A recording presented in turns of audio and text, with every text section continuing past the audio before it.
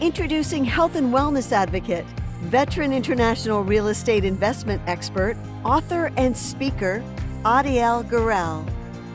Health tips, fitness tips, nutrition and well-being, world-class experts, all right here on my podcast, The Adiel Gorel Show.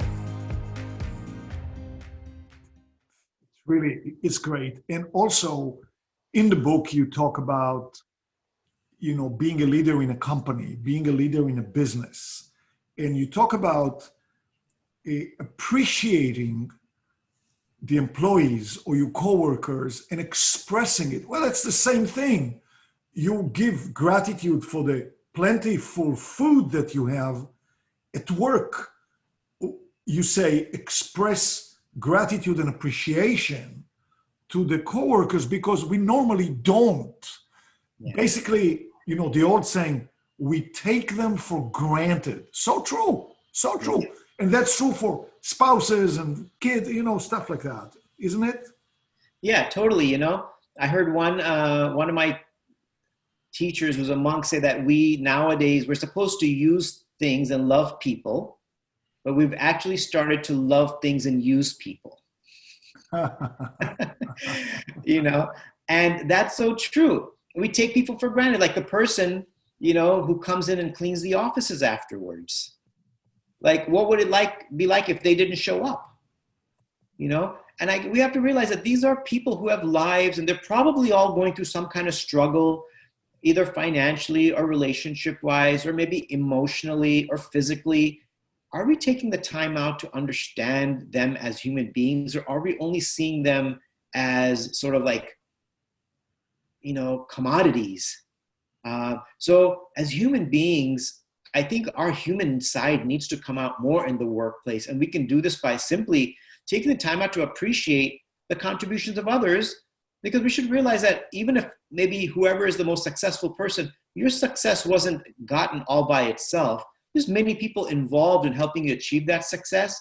Dean Smith, the former North Carolina basketball coach, used to say, he trained Michael Jordan. Michael Jordan played under him. He used to say that you should always point to the person who passed you the ball. And if you scored, whoever passed you the ball, you should point at them afterwards. Like, thank you. Because the glory is going to the guy who dunked the ball, who shot the three-pointer, right? They're getting the glory. But that wouldn't have been possible if the guy didn't pass you the ball. And that wouldn't have been possible if the guy on the other end didn't rebound the ball and pass it to this guy who passed it to you. So it's like, there are so many, and what would be awesome is if we just stop for a moment and to think about all the different things that had to happen for me to be able to get the success that I've achieved. I think it would lead to a very humbling experience for us. I think it would help deflate our ego a little bit to realize that, okay, you may be the hotshot salesperson who always goes above the mark. But for you to do that, how many other people had to do their jobs perfectly for you to be able to just sit back comfortably and make the sale? What if the IT department didn't work and the computer shut down and the phone system shut down? What would happen to you, right? If the finance guys didn't write you your check, would you have the same motivation to sell the next client? That would probably go down, right? So I think that we just need to pause and think about how much others contribute to my success and to my life, and start taking time out to appreciate. And you'll be surprised, we'll all be surprised at how much people will go above and beyond to help us if we express that appreciation, gratitude, and kindness. I think there's a very special point in that too. I know, as well as you and anybody I know, if somebody came to me now and said, can you help me do X, Y, and Z? Unless it's a crazy, demand, there's an urge to say, yeah, I'll help you. I mean, it's most people are like that. And we just don't remember that they're like that. But people, I think, naturally want to help, each other. You see it more in times of trouble, but that's a great point, that the assist is just as valuable as the shot. I mean, absolutely. It's a good name, assist. Yeah. Now, one of the things I really liked, that was a great example of something real. You said our thoughts, of course, affect our entire physiology. And one of the ways you demonstrated it is you said, look what happens when you're in bed at night. You're dreaming. You're laying there. You're just laying in bed. But because of the thoughts, because of the brain activity, you could sweat, you could jump, you could jerk, your whole physiology is incredibly strongly affected by your thinking. That's a great example. You know, there's the very famous and popular movie, The Matrix, is a great depiction of this. You know, especially the scene, and I'm assuming a lot of people have seen this, almost everyone has seen it. Yes. The scene where Morpheus is training Neo to fight, and Neo gets plugged into this like fight, not flight, but fight simulator. And they're fighting, and of course Morpheus wins. Then they come out of the simulation, and Neo's like bleeding, you know, and his tongue is bleeding, his mouth is bleeding, and he's like, I thought this wasn't real. We were like and then Morpheus says the very famous line, the mind makes it real. Right? The mind makes it real. So just like in a nightmare, let's say you're having a nightmare that maybe you're being chased by a bear and it's about to jump on you, and you wake up, your heart's beating faster than it would be if you just ran the marathon, right? And you're breathing like you're about to die, which in your dream you almost did. You're perspiring like you just worked out for an hour on the treadmill. Now, you were actually comfortably tucked away in your bed, right? Everything was fine. Your body should be at its most relaxed state right now. But the mind made it so real that your entire physiology and biology went completely berserk, right? All the stress hormones just like completely fired away. And it's just like, boom, you wake up thinking that was just like the worst thing ever. So what happens up here translates straight all the way down to our toes. And so how do we manage our mind and emotions and stress? It's by learning to train this. Stopping the horrible negative thoughts that come in, letting them sit there, letting them replay 25 times or 2,500 times. Because, you know, we cause ourselves so much stress. If something happened a year ago that caused us anxiety, okay, that happened a year ago. From a year ago to now, how many times have we replayed that and caused ourselves anxiety? Oh my gosh, 10 times, 20 times, 50 times the amount of anxiety than the anxiety the person caused us when they actually said something bad. So most of our stress is literally, I feel, self-induced because we don't know how to press pause on our thought process. Well, I mean, that goes back to the Mark Twain saying, he says, my life was full of horrible events and terrible trouble, most of which didn't happen. Yeah, right. Like, don't we blow things out of proportion in our mind? We like, oh, what if this happens, and this happens? Oh my God, how am I going to survive? But none of it's happened, so just chill out.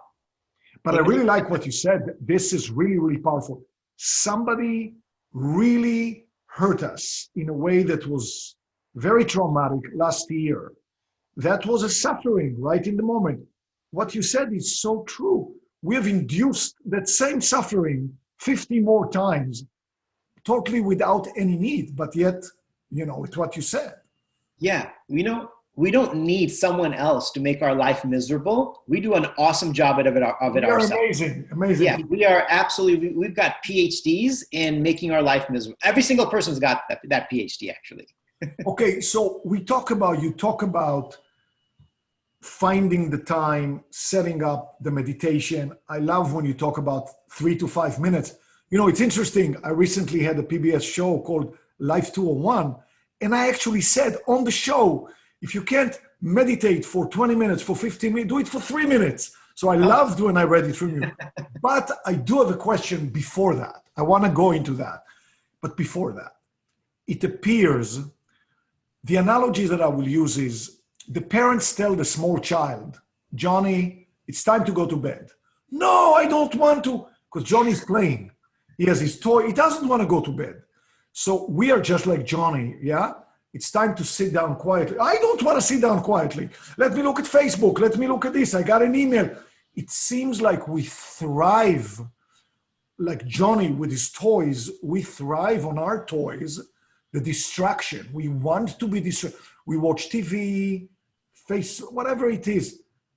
So, in order to sit down quietly, well, you call the book, close the apps, but I mean, there is a barrier. Johnny doesn't want to go to bed.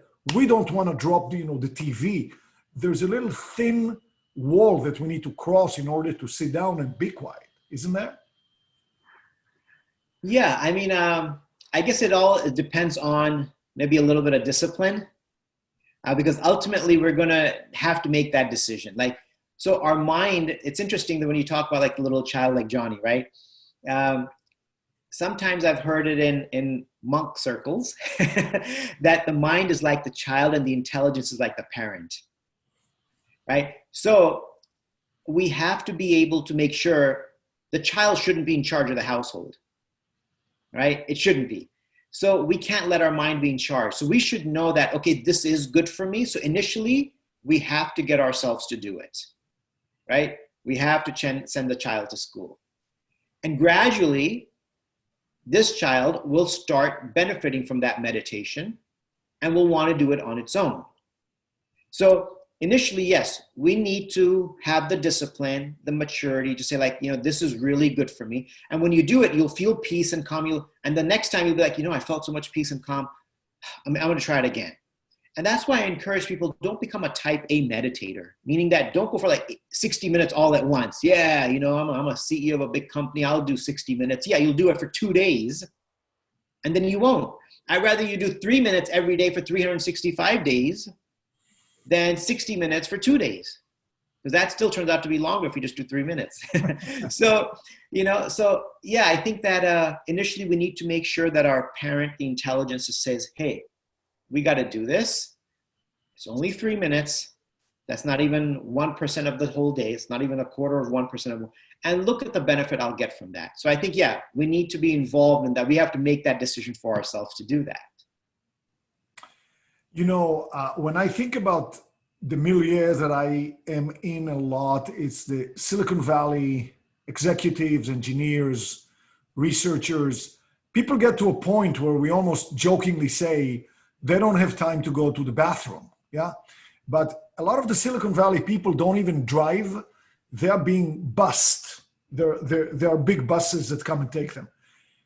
I love the fact that you say start with 3 minutes, with 5 minutes, but you also talk about the environment. You set up a little, you can sit comfortably. You don't have to sit in any lotus position, as you say.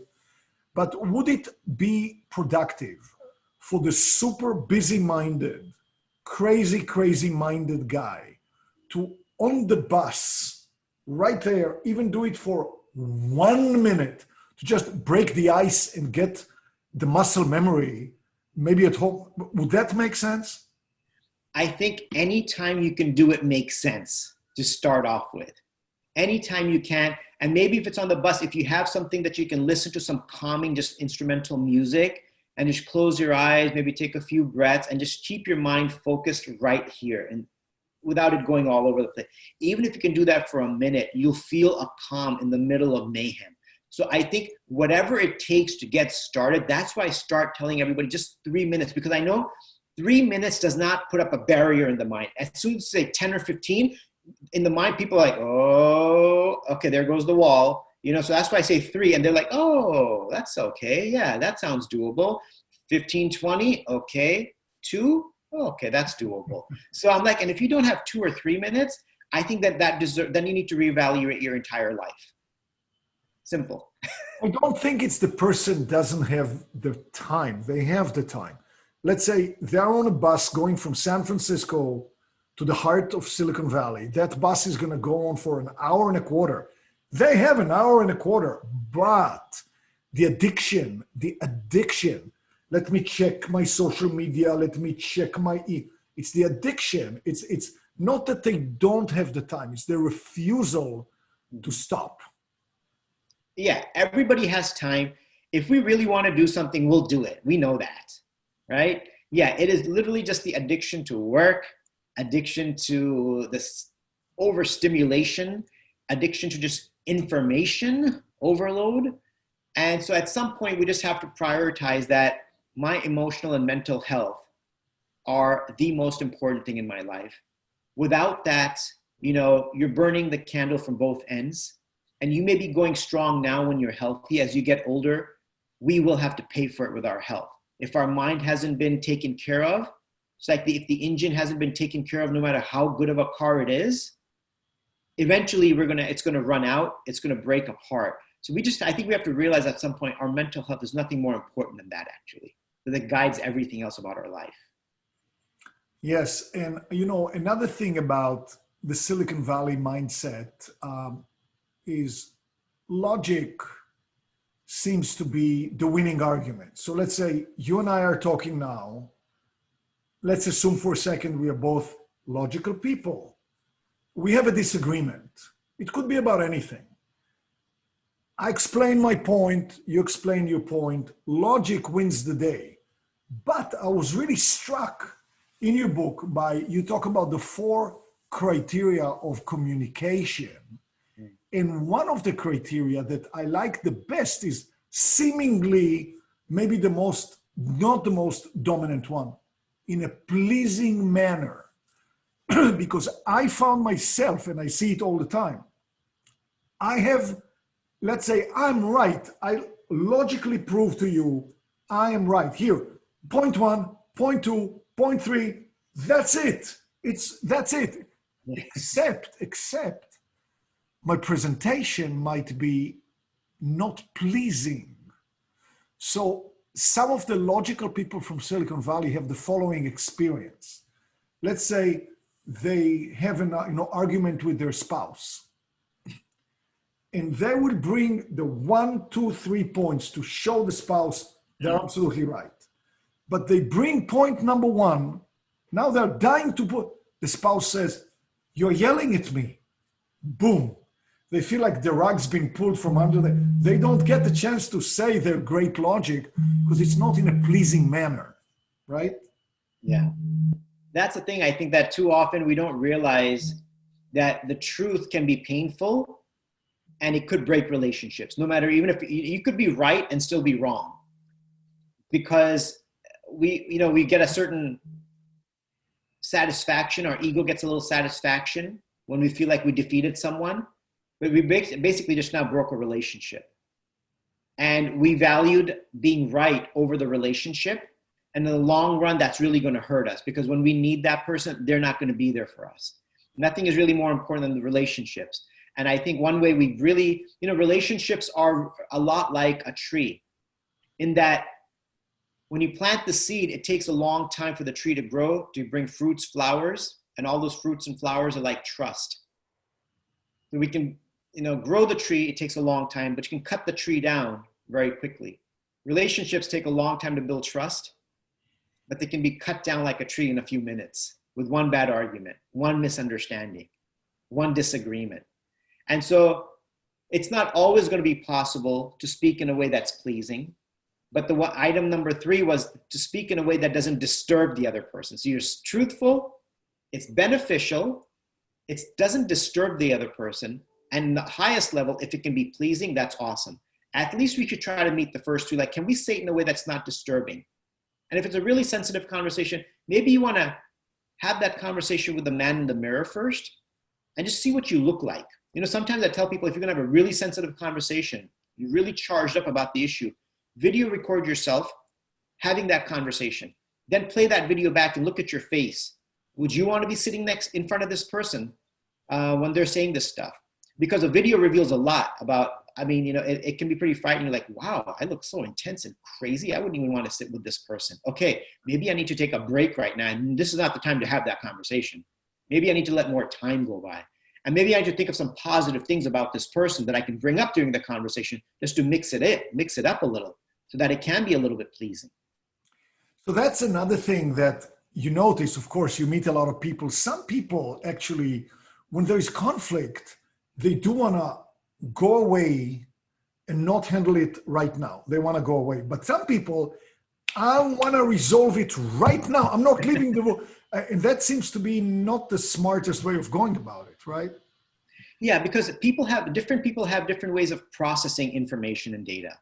You know, for those of us who sometimes like to resolve it right away, like I have that personality. I'd like to be able to resolve it right away. But I've learned over the years that, you know what, because I do want to resolve it right away, I don't have clarity right now. My mind's not clear. It's more the ego.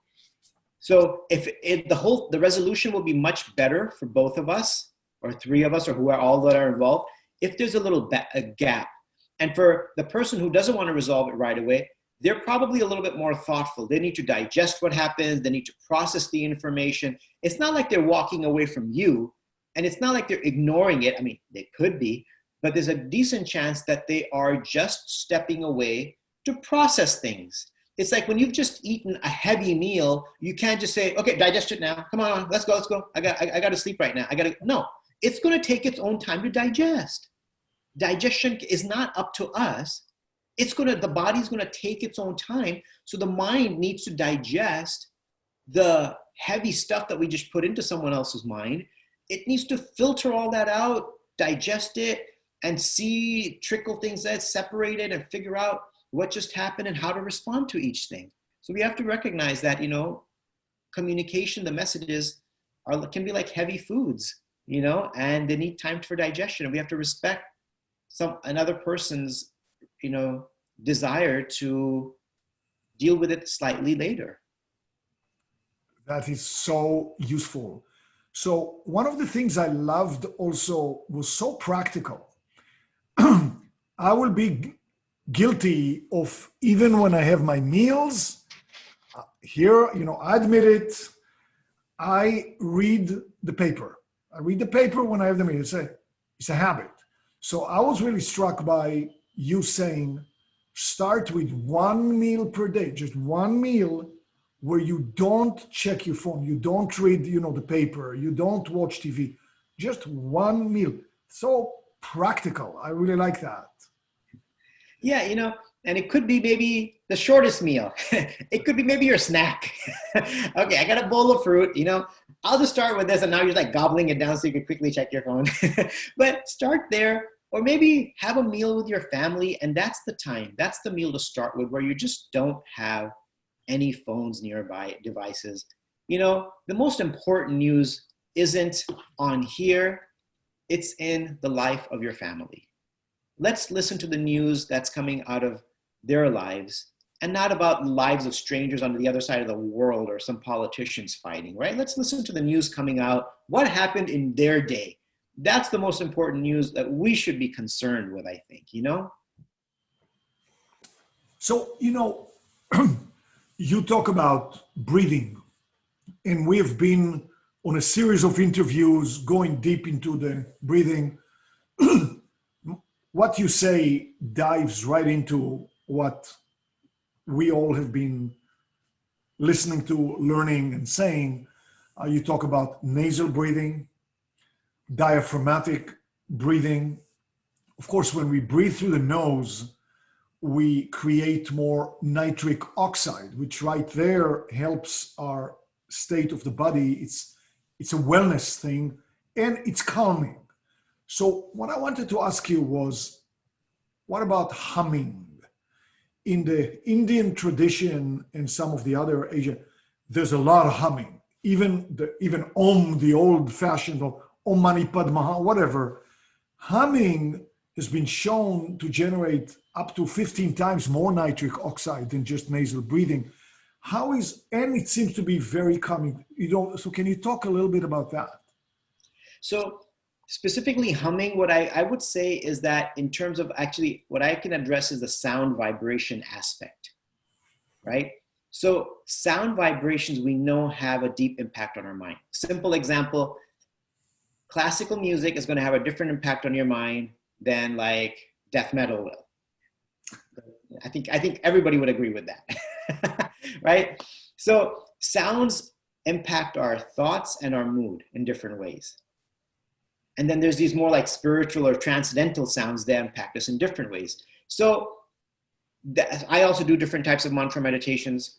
And so sound vibrations can either calm us or can disrupt us, disturb us. So there is a power of sounds and how they impact our mind and emotions. And I'm assuming that that's why this particular sound, just humming, and it's not a specific like mantra or something, still has some impact. Because even when you're doing it and you're closing everything off and you're kind of doing the humming, that there's a lot of focus there.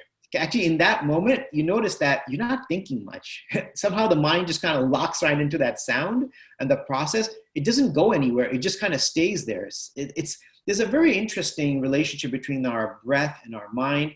And I'm still trying to figure it out. But yeah, so sound vibrations have an impact on our mind, our thoughts, and our emotions. And that's why I'm guessing that the humming is also powerful for our mind.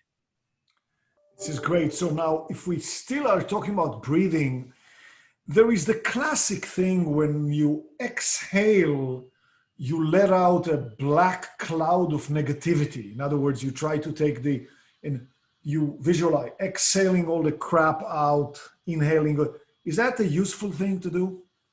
Yeah, I mean, actually, I kind of teach that that when you take a deep breath in and you exhale, think of the parts of your body that you feel are most tense. And when you breathe out, visualize yourself breathing out the tension from that part of your body. And even if you don't realize, I kind of guide people through it virtually or whatever in person, like breathe out the tension in your face. And then you can see people like, oh my God, I didn't realize my face was just so tense, Like now breathe out the tension in your mouth and jaw. And you're like, oh my God, like my jaw is like, like you're sending emails and you don't realize your face like, it just gets like that. And then when I tell them to do that, they're like, it's like, they kind of rely on that. Let your tongue drop down to the bottom of the mouth. Like, oh my God, it's stuck to the top of the mouth. So you don't realize how much of our body is just tense. So I do kind of guide people through like a variety of breathing exercises, going from the forehead to the eyes and down to the shoulder. Like drop your shoulders and you're like, oh my God, my shoulders were like this for the last hour and a half. You're like, oh. So, when people do that, in the middle of it, sometimes they'll just fall asleep because they're so fatigued and they're more tired because they've been tense for an hour and didn't realize it when phone call, meeting, email, phone call, email, meeting, phone call, email, the whole body's just like, it's like, it's turned into like a cracker. And so, ready to crumble. And it just take a few deep breaths, kind of relaxes them. So yeah, it definitely can. With the exhalation, breathing out the stress and tension from different parts of the body and stress and tension from the mind. Yeah, that's great. So, clearly you are a natural public speaker. You talked about it. You said you're an extrovert, you enjoy it. I happen to share, the same affliction.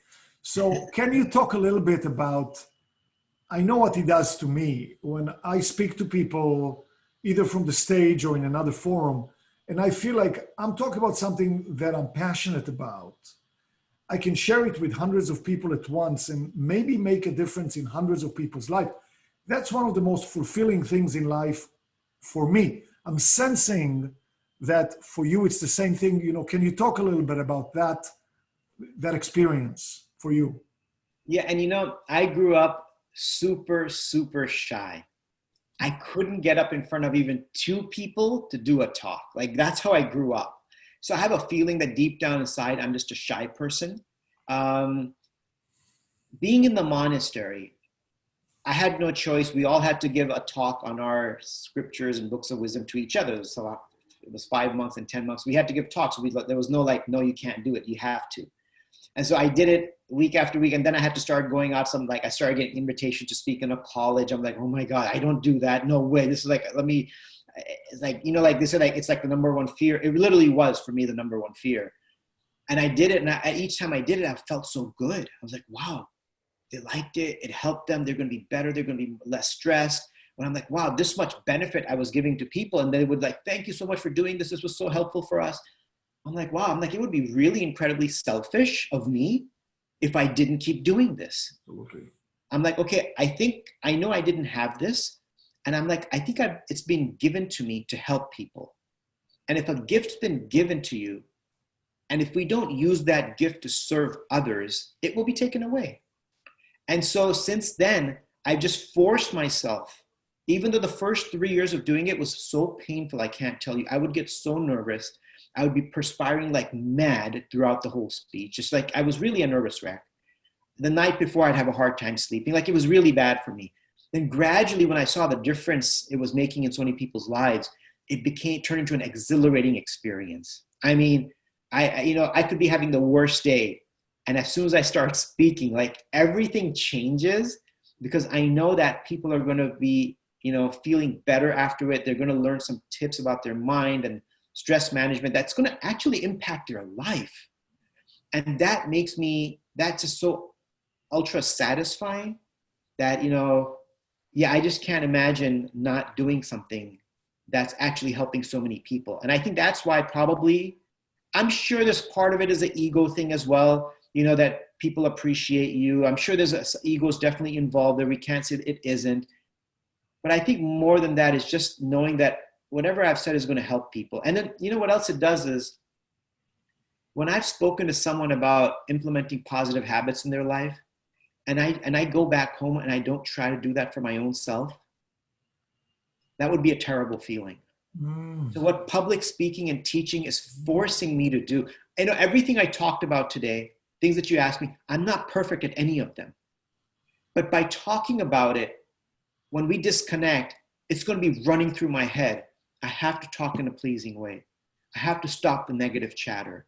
It's such a reminder for me every single time, multiple times a week, to keep practicing what I'm preaching. Otherwise, I don't think I'd be able to do it with any kind of a genuine, spirit. And it wouldn't be impactful. That is fantastic. I love what you said, because not only is it gratifying and everything, but it's a reminder to you personally. I can't talk about X, Y, and Z and be a fraud and not at least try to do X, Y, and Z better. Yeah. I love that. Exactly. So, Pandit, besides this great interview that people are going to benefit from greatly, besides reading your great books, is there another way where people in general, I know you speak, to the corporate world, if a person says, "Whoa, this guy can really," how can they be in touch with your organization, with you, learn and benefit from you? So the best thing is to go to my website, which is panditdasa.com, just like my name, PANDITDASA.com. And you can find some motivational videos I've put together, the different speeches and workshops I do in companies, articles that I've written as well. You can find on mindfulness in the workplace. LinkedIn is also a great way to get in touch with me. I'm quite active on LinkedIn. Just look me up, Pandit Dasa, motivational speaker. I should turn right up. And also, I'll give you a link with which people can actually sign up for a newsletter where they'll get a series of newsletters all related to everything we talked about, actually. And so I'll give you that link. And then if people click that, they can sign up. And then immediately within a couple of days, they'll get the first newsletter. And then a couple of weeks later, another one. And then you'll keep just getting this content related to everything that we talked about today. Fantastic. And I will share the link with anybody who is interested. So I am very great. You talk about gratitude. I'm filled with gratitude for you being here. You gave us so much. This is not only lovely, but it's really at the core. So I want to thank you so much for being here. And I very much hope that we'll do, another one in the future and to get to meet you, in person. Yeah, Adiel, thank you so much. This was such a wonderful, beautiful conversation. I feel like we resonated a lot on a lot of different topics. And so this was a really satisfying conversation. Having a conversation with another like-minded individual, there's very few things in life that are that satisfying. Thank you, Pandit. Thank you so much. Take care. Thank you very much. Thanks for joining me today. Click the subscribe button for more video. Got a question or comment? I love questions and comments. Leave yours below. And here's another video you've got to see.